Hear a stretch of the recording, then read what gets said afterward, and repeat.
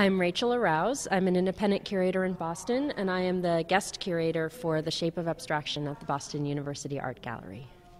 The exhibition explores sort of slice through the history of abstraction across the 20th century and into contemporary art by focusing on artists who specifically embrace and explore the idea of shapes and different kinds of shapes, from squares and circles and your predictable, expected sort of childhood vocabulary of shapes to biomorphic shapes and amoeba-like shapes and much more difficult to describe shapes. You know, certainly some people find modern art or abstract art in general a little bit hard to connect to. But I think thinking about something as simple as shapes maybe gives people a way in to access something familiar that they can anchor themselves with as a way of getting into the idea of abstract art.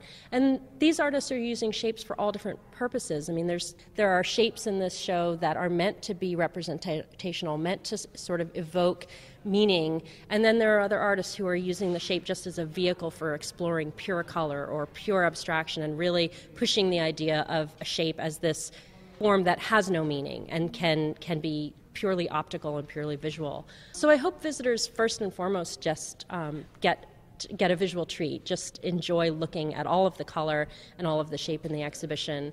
And then maybe on a deeper level, I hope that for people who are more familiar with abstract art and modern art in general, maybe this will be a sort of fresh new way of thinking, or a way that people haven't quite thought of abstract art, or a new way to sort of slice through something that's so important in the history of art.